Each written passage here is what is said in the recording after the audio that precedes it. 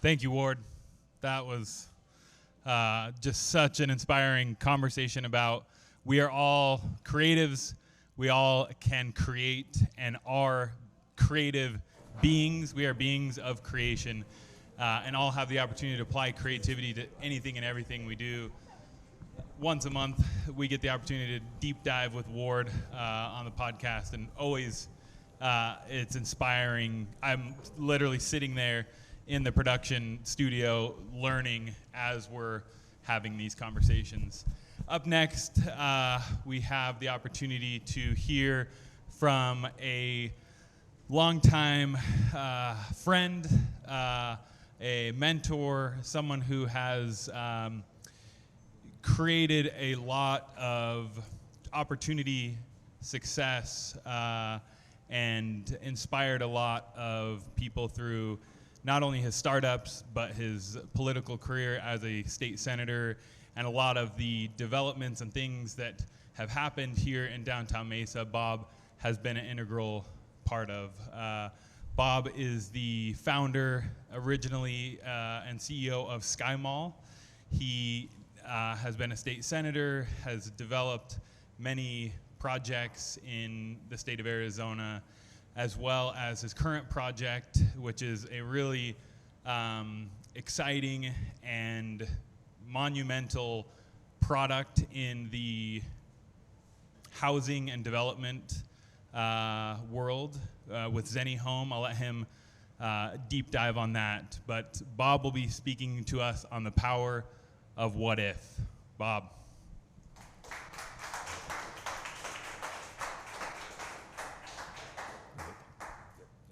All right.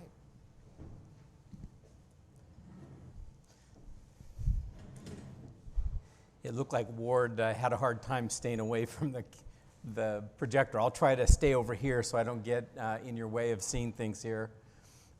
Really a pleasure to be here. This will be a lot of fun. I don't have any idea why growing up in Boise, Idaho, with a father that was a CPA at Ernst & Young now, and a sister that went to work as a CPA, a brother that went to work for Deloitte & Touche, and I went to work for Price Waterhouse, and how that home generated such an entrepreneurial fire in me that at 67, I can't stop myself. It just keeps going.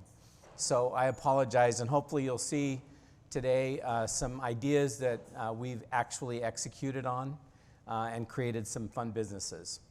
So let's just talk about, we're really spending time these days on breaking and creating new categories of things.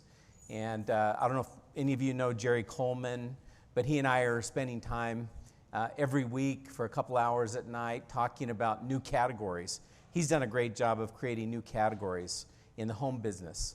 And so we're going to talk about what if here for just a minute. Let's just start with some big ideas. We have some folks wanting to come in, Sean. So we'll let them come in and join us. Yeah. So the idea here is, what if people could actually fly? And we're planning a family reunion just a couple miles from where this was happening in Kitty Hawk area. And so this was such a revolutionary idea. And then what if you could keep a computer in your pocket? A computer more powerful than the Apollo missions to the moon. And it's in your pocket. And you're connected to the whole world.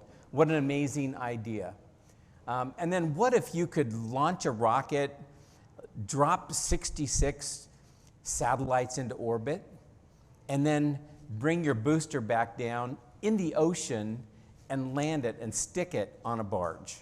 I mean, what if you could do that? And then what if you could create a computer so smart that it could take any test in the world and it could pass a test better than a human could? And it could write a book better, and it could write a paper better, and it could write church talks better than you can. And that's what's happening now with AI. I started when I was 35 years old. I was on an airplane, Alaska Airlines, and I was flying from a family reunion in Seattle back to Phoenix, and I was just accounting. I was just checking boxes, tick marking, checking things, and I just was dying to start a business at 35 years old.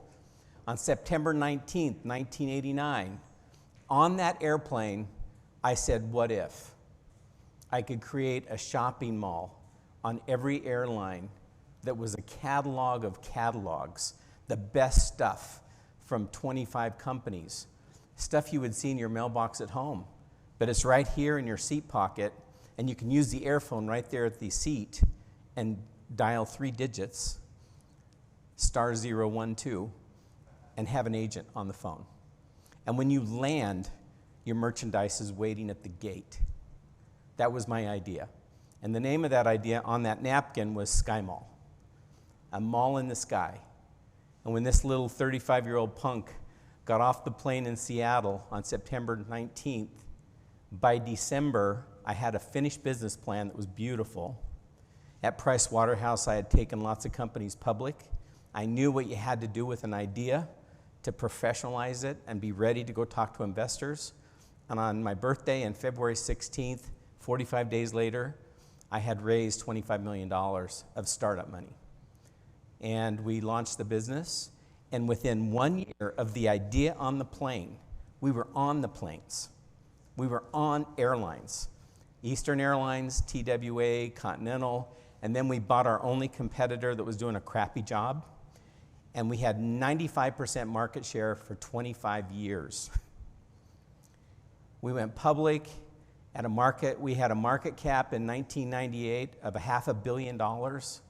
We went from 0 to 150 million in revenue, 10 million of EBITDA, and made a big splash, sold it to Rupert Murdoch. I got to negotiate with him directly. This old dude, Rupert Murdoch, he had his counsel and his CPA on both sides of him, and they just kept going, keep going, because he's going to ask the same question a bunch of times. So they're just going, keep going, keep going.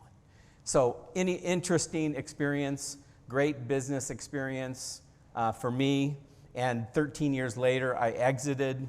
Private equity came in and messed with it and ruined it, and it's still online. It's an e-commerce platform today, but it's not on the airlines anymore, because now you can shop on GoGo, on any flight, on Amazon or whatever you'd like. In 2002, after I sold Sky Mall, there was the largest forest fire in the history of Arizona. In one day, it burned all the property around a property we own and 450 homes in one day. It was the most aggressive fire in the history of the United States. It burned 150,000 acres in one day and 450 homes. I walked through that forest the next day after it burned through our area. We were the only home that survived. Everything else got burned to the ground. And I just wept as I saw this beautiful forest gone. And I said, what if we could solve this? So we built an $80 million power plant in Snowflake, and today 100 semi-loads of chips come into that power plant and make electricity for 30,000 homes. And we clean 15,000 acres a year in Arizona of forest that would burn if we didn't clean it up. Reduce the frequency and the packed-in nature of pines. Ponderosa pines just like to proliferate, but we don't have enough water in Arizona to support 2,000 trees per acre. This forest, before we got here, the Native Americans just burned all the time. And when Europeans got here in the 1850s, 1860s, there were only 7 to 10 trees per acre in Arizona. You could see elk and deer a mile away underneath the canopy of great big 300-year-old yellow pines. Now today, you can't even drive an ATV through a lot of it. It's so packed. So we thin to 25-foot spacing, and all that material that we take out that's not merchantable timber, we take in trucks and put it in the boiler and make electricity, renewable energy, and have done that since 2005. And that's because of the fire in 2002. So entrepreneurs look for problems to solve, People who are not entrepreneurs, they run away from problems. Entrepreneurs run to problems and try to solve them. And if you're one of those people, that's why you're here today. And then somebody came to me in 2012 and said, we need you to run radical, racist politician here in Mesa. You're in his district. You just exited your business. You have cash. You could take the time if you wanted to. I said, no, I'm not a politician. I didn't even run for anything in school. I mean, typically the guys that are in Washington or in politics are people that wanted to be the center of attention in high school, right? They wanted to be student body president or something. I never did. And so I said, no. Next day, no. Next day, yes, I'll do it. So 3 days later, they convinced me to do it, and I ran 3 times. I beat this gentleman, and we kept immigration from being an issue in the Arizona legislature for the last decade. And it was on the agenda every year. How are we going to get these illegals? How are we going to catch kids that are not supposed to be here? I just turned the whole paradigm in Arizona to be where people feel pretty safe here again. They're not going to have their papers checked just because they have brown skin. And they have to worry about being rounded up and sent to Eloy and deported. So anyway, that was an experience. I hated politics. I hated being in the legislature. I did it for 3 terms, and I couldn't stand it anymore. You can only live for 4 years, 4 terms down there. I did 3, and then I retired and was able to get a really good guy in my seat. So that's why we maintained some rationality for 10 years. When is the last time something crazy has been attempted in housing? It's in dire need of what if. So I'm running to that problem. My last big gig is to solve for affordable housing. It's wrong that it costs you $500,000 to buy a basic starter home at 6-7% interest. It's outrageous. So we're going to freeze a whole generation out of being able to buy a home. They're going to be permanent renters. And last year, 23% increase in homelessness. Do you know why?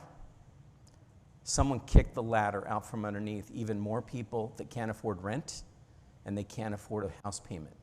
And so there's more people homeless than ever before in Arizona, Phoenix, and Salt Lake, and San Francisco, Los Angeles, Denver, etc. So right now, we're setting right now on this powder keg that's never existed before. We have 6.5 million homes that we're short in America. We've seen prices double since 2000. The cost of a home has doubled. You guys know this because you're living it. And today we're over 6% interest rate. It was 2-3%. So we've had a doubling of interest rates, which means your mortgage payments are hugely increased. Just to take, for example, a $250,000 home, which doesn't exist, a $500,000 home and a $750,000 home, you're going to pay half of that price more with interest rates alone changing. You're going to pay half the cost of your home again just because of interest rates going from 3 to 6%. What if we could solve this crisis? This is way different than looking at a catalog in a seat pocket. This is way different than running for Senate in Arizona. This is way different than building a power plant that solves 15,000 acres a year of forest that need to be cleaned up. This is way bigger. So as I've told people, this is clearly the biggest thing I've ever attempted. What if many rooms could use the same square feet? What if this podium could be not just a podium, but 2 other things? So that when you build a home, you're not building 3 single-purpose rooms. You're actually building one that can do 3 things. That's revolutionary. What if we built homes in a factory with robots? Today, the most sophisticated factory in America, Boise, Idaho, Autoval, $110 million factory. That factory can only make 3 to 5 homes a day. Do you know how many Tesla Model Ys the Shanghai factory builds every day? 1 every 30 seconds. There's more parts in a car. There's more testing. There's more safety required to build a car than a home. And yet we can only build 3 to 5 a day, 24 hours a day. It's insane.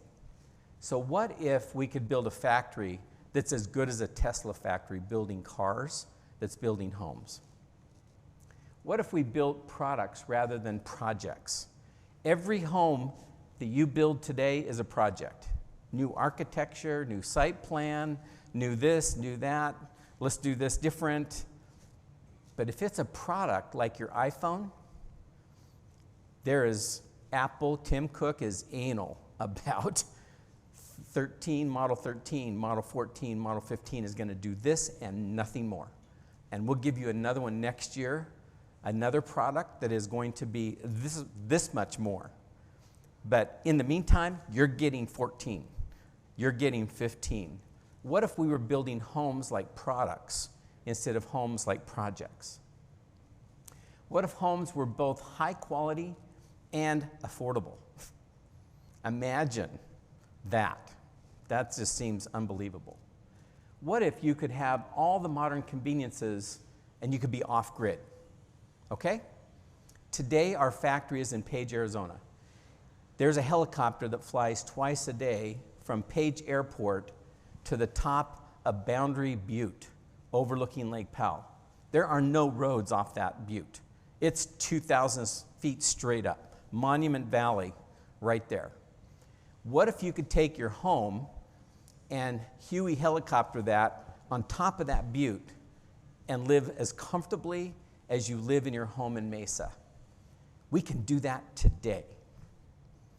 You don't need to be connected to anything. That's what you can do.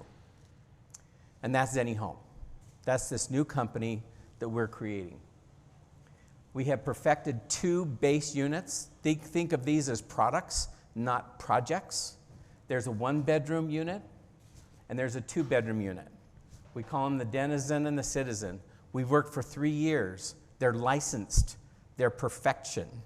They are built so that not only can they do that, but we're now building this. The same exact 2 boxes can build a 75-foot tall building with no steel.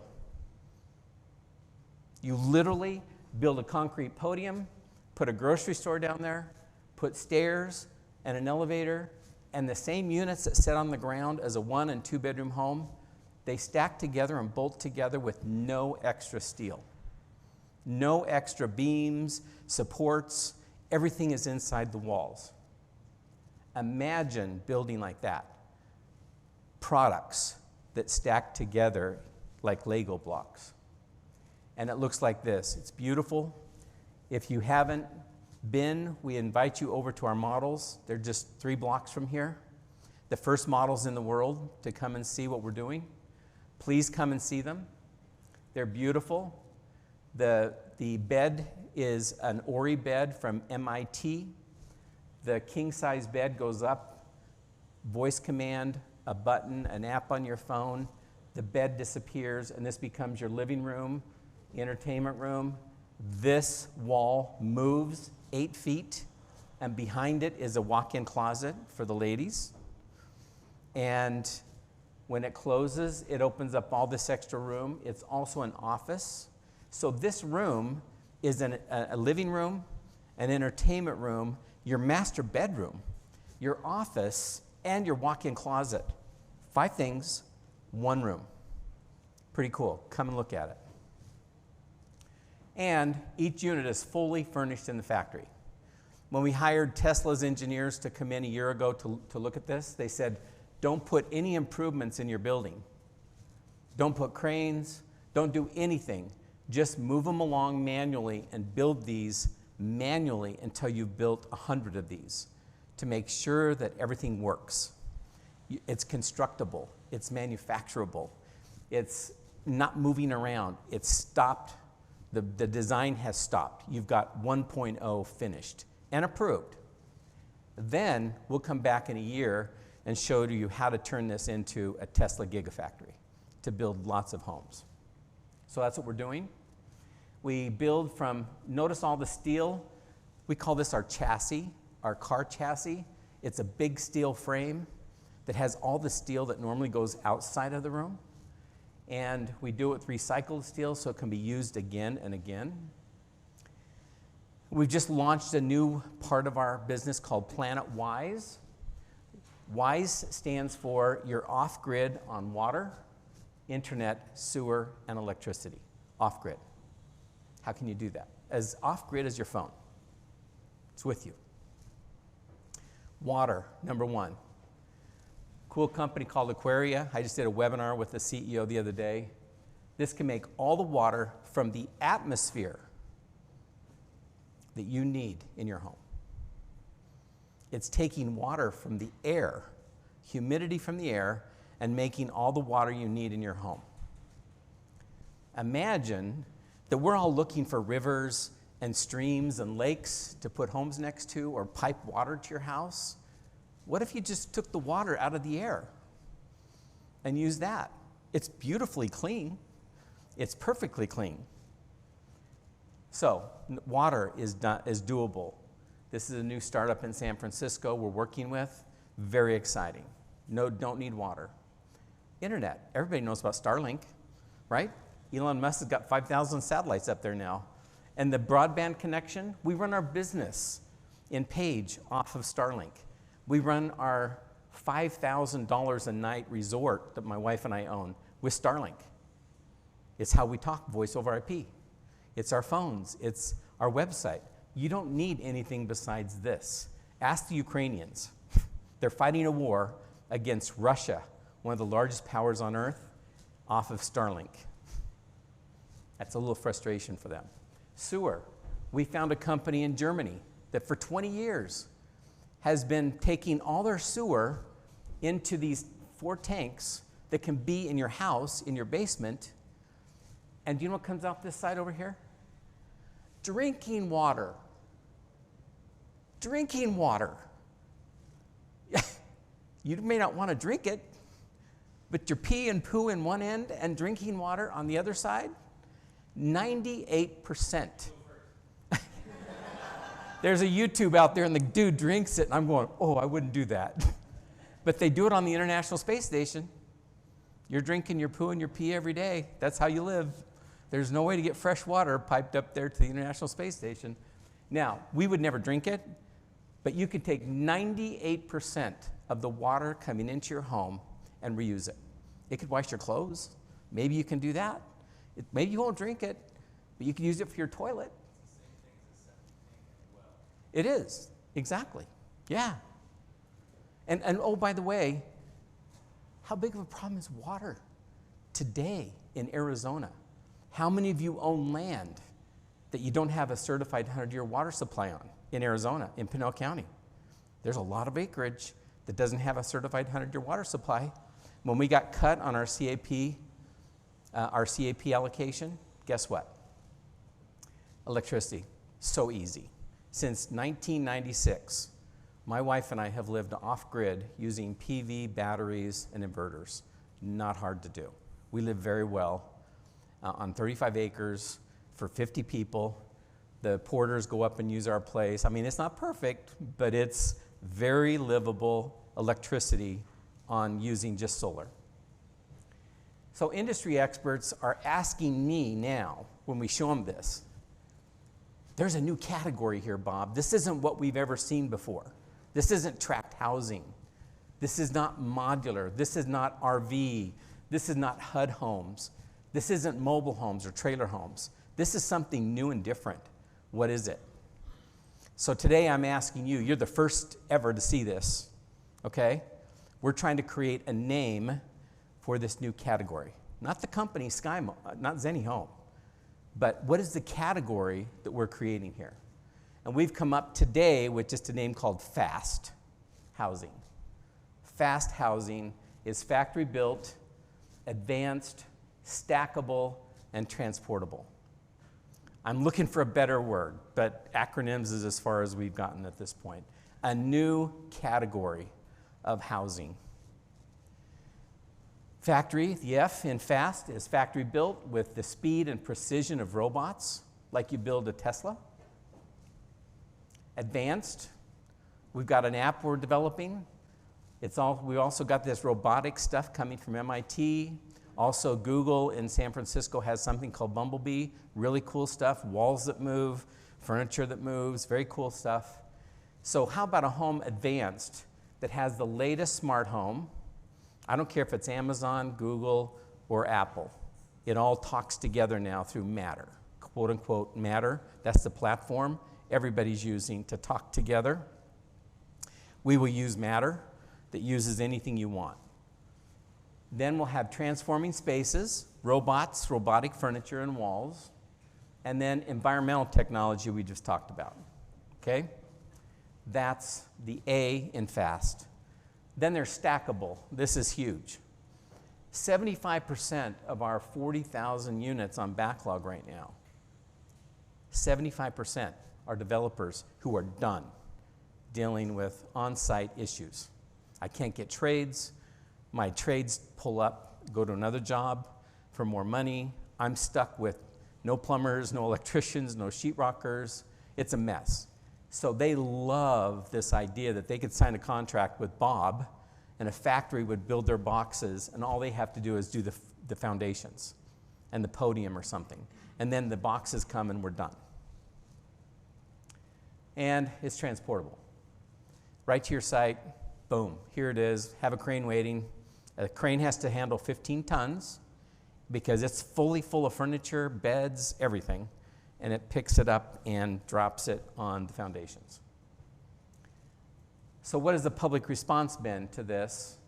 Lots of orders without even advertising.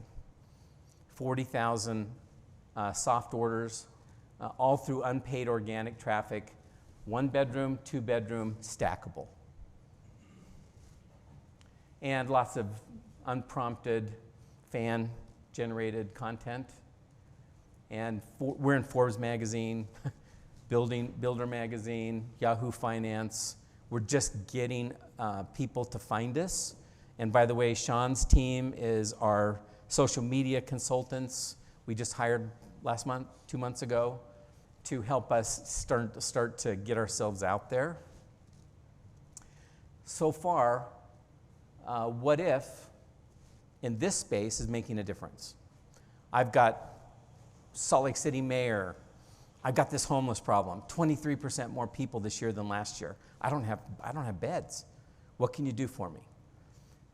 Arizona Community Foundation this afternoon coming to tour our units.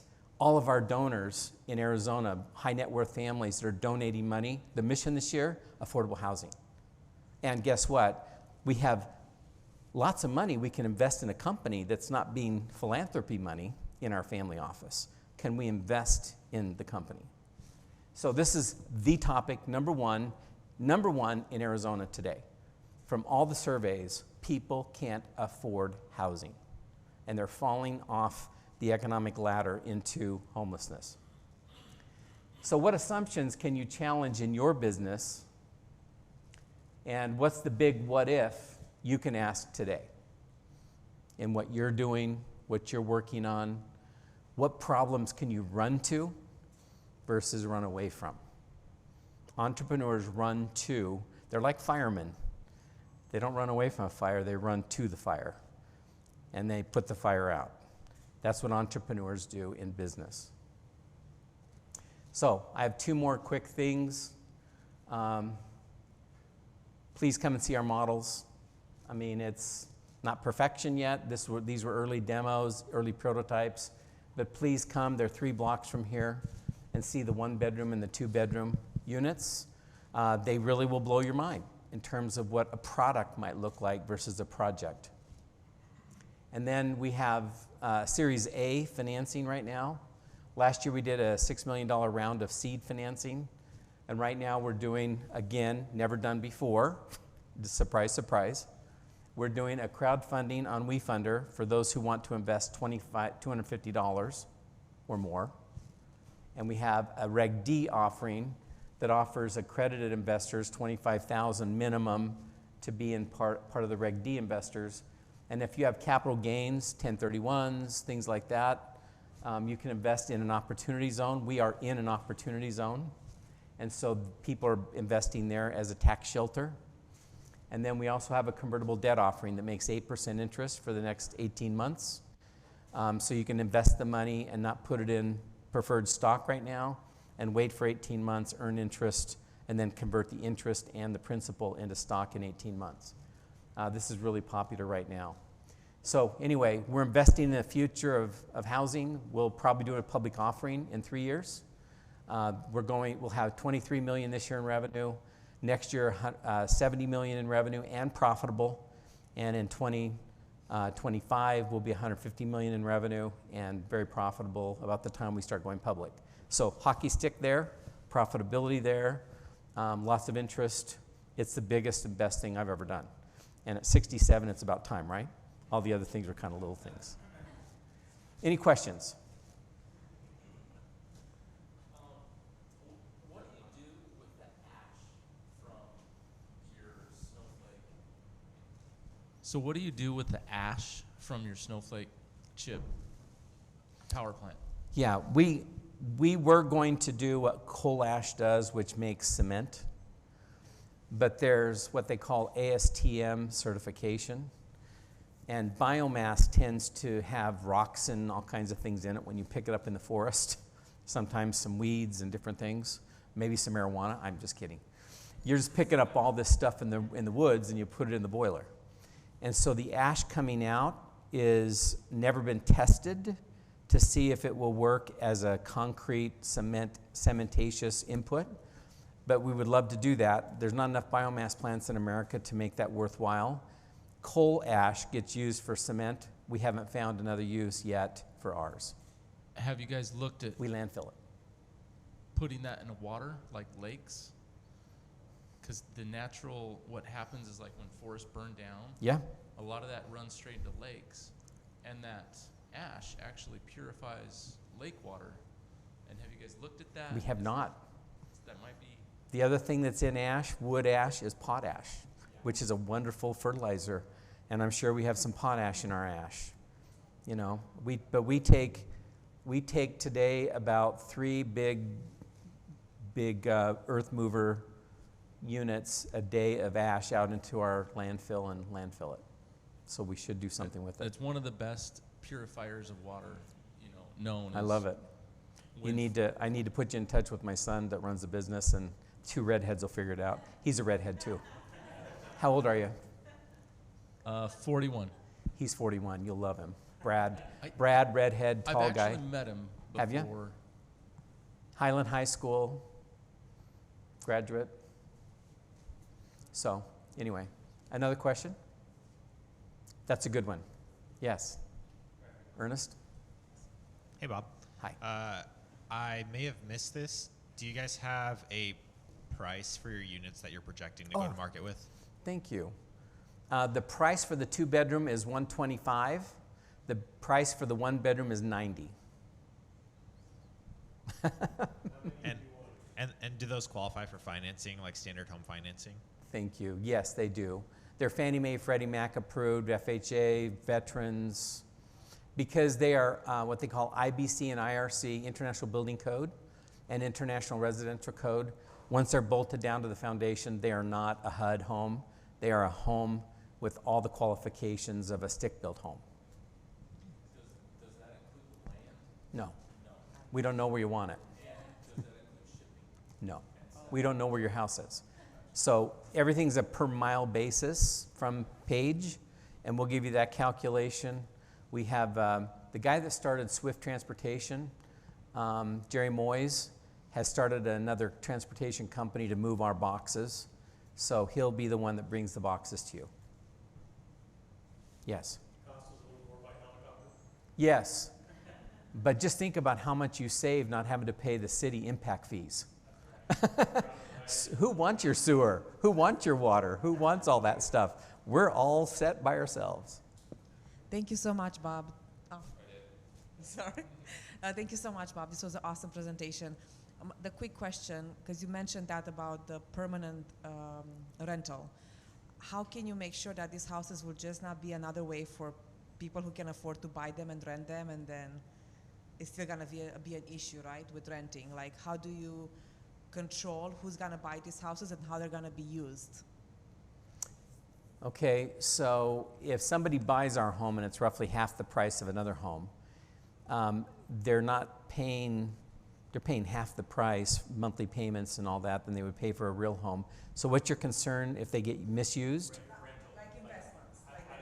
Oh, how do they not just charge full rent? You need to buy one so that doesn't happen. Just buy one and it's cheaper than renting from somebody else. Because frankly, you know, if you do sell it to somebody, somebody might say, well, this is nice enough I can charge $1,200 a month. And so now you're paying the same rent. So I think it really behooves everyone here to make sure you own. And by the way, we've designed these to be duplexes, triplexes, fourplexes, eightplexes. We have designs for all these. So we have a lot of young people that are buying their first home, and their parents are helping them make a down payment, but they're actually building a fourplex. And they move into one that's theirs, and then they care for the other three as rentals, and then they're building equity in a fourplex. And their mom and dad feel good about helping them get that first one started, because that's about the price of what it would cost to buy a starter home, you know, in a subdivision. So we have great ideas for how to do this: duplex, triplex, fourplex, or just one in your parents' backyard where you can get away from living in the house. What if your parents want to live in your backyard? And that's the other idea. When you're my age, my wife and I are trying to get our 6 kids to let us put one in their backyards. So when we visit, we always have our bed and our bathroom. And then they can Airbnb it when we're not there and make money. I mean, isn't that a great deal? And we have a home in 6 different places: Boise, Idaho, St. George, Heber. Yes. Sean has plenty of room in his backyard. Are you selling these units as individual units, the one on Main Street? No, they are apartments. Okay. We started, you know, going from apartments to condos is a whole nother mind-blowing experience because of ownership issues, common walls. So we're just taking a baby step and doing this as apartments, but we will tackle condo issues, and these will be condos eventually. Yeah. Cool. So Yes. love what you're doing. Thank you. And I love how you're taking essentially Tesla model, applying it to home building. We just did a remodel that took way too long, way too much, with all these individual people when you could do something prepackaged that's a great level of design. Okay. So we have an acre property. We've got plenty of room to put one, drop one in the backyard. Okay. Well, you could do a whole fourplex. I could. I'll probably just do one. Start small. I can always stack it later, right? Yep. You can. And it sounds like you've talked to your kids. You want to drop them in there. So if I want to drop it in there, do you already have the technology for the water, the sewer, whatever, or do I need to not only put the cement down, but I got to get electrical and water to that site? Yeah, it's going to be cheaper for you to go ahead and trench and connect your property, the Yep. one you have, but we do have a standalone unit you could get, but you do have to pay for these other elements The that are component. extra. Got it. And Yeah. are those components ready now? The Aqua is, you can buy it off the shelf today. The solar is easy to do. The sewer system is just been approved by Arizona and Utah. The factory to build them is not quite there. Okay. But it's coming. Cool. We'll have it by the end of next year And for that sewer sure. system needs to be buried underneath the... No, you can do it as a standalone on the ground, on top of the ground, a little. Cool. I'm thinking of a 20-foot container that might be dropped there that would have your inverters, your batteries, all that. It would also have your sewer system. It would also have, like the Starlink system has a base unit. Okay, You may so a not want that package in with your all house. of that bundled. Yeah, Sort of a- bundle it all in a module. Great. And Cool. it gets dropped, boom. Love it. Thanks. Yeah. No need to dig any holes. Will you explain how these units that you're building, there's no maintenance? We've Yeah. been, Okay, so the steel, we do galvanized steel walls that are 2x6s. So we have over R30 walls, ceilings, floors, everything. And that is so stout. And that material is a 140-year material before it'll rust. So how would you like to know that your studs are not 2x2 HUD homes, but they're 2x6 steel 16 gauge that'll last 140 years? So these homes will last a long time. We call them tanks. When you go to our factory, it's amazing how big and beefy they are.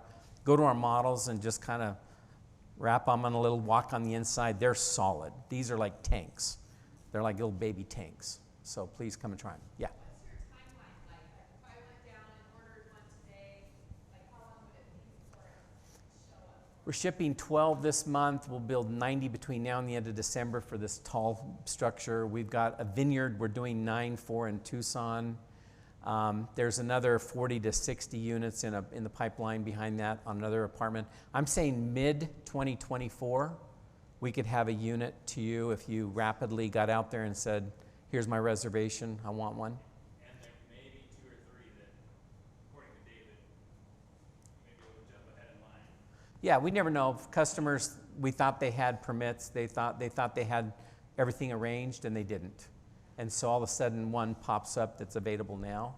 I just bought 3 myself to do some things, and I'll probably be picking up the spares that fall out, as customers didn't do their homework.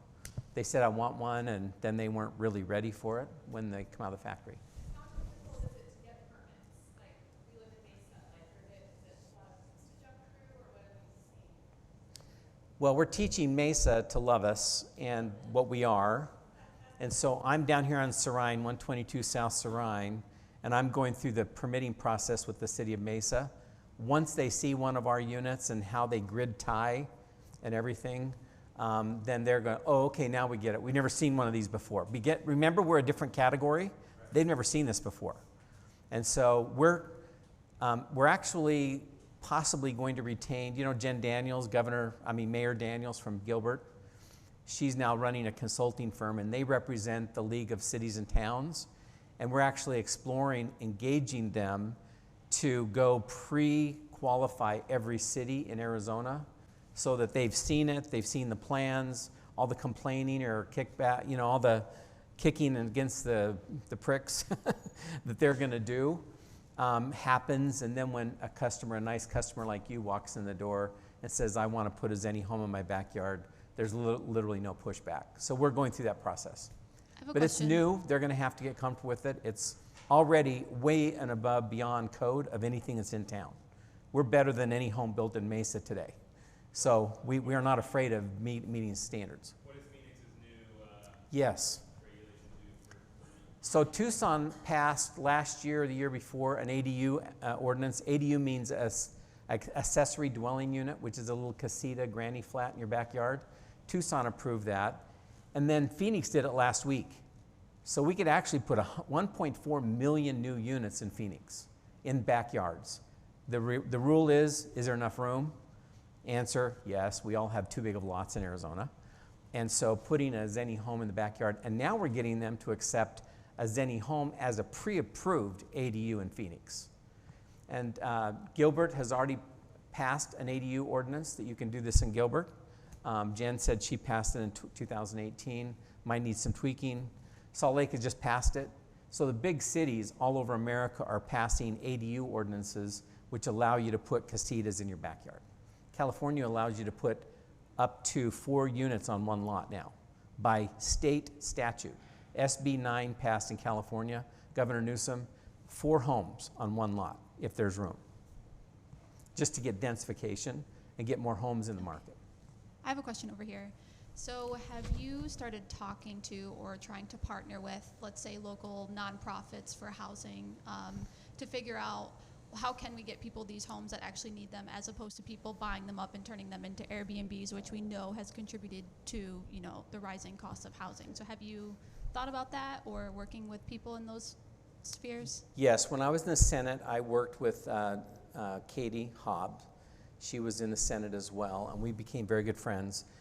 The Arizona Department of Housing is now headed by Joan Service, who's a good friend of hers, and both of them are all about affordable housing. So she put in the budget this year, she'll probably never get it again, $200 million for affordable housing in the state budget. So how that money's going to get spent, all the different affordable housing nonprofits in town are trying to figure that out, and I'm working with all of them. Okay. And so we hope that Zenny Home is plugged right into that. By the way, the Navajos have $500 million of ARPA money and CARES money, and their new president, 36 years old, 90% of all Navajo homes are not livable. They're not legally, just drive through the nation. They're HUD homes from 30 years ago, and they ended their useful life like 10 years ago. And so we have 90% of the 50,000 homes on Navajo Nation that need to be replaced, and they have $500 million to start doing that. So we're trying to figure out how to go through all that red tape to help the Navajos get new housing. Yeah, so do you have like a specific number in mind of like a certain amount of homes you would like to be able to allocate for people that need them like that? Is there like a plan for that at all?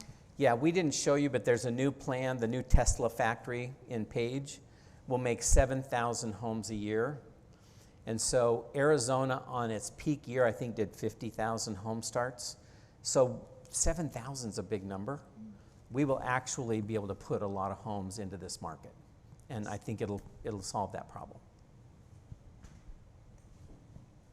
And that's $1 billion a year out of just Page in revenue. Great. Any other questions? I spent all my time at 0, overtime. Overtime is 0. Did great. Thanks, guys.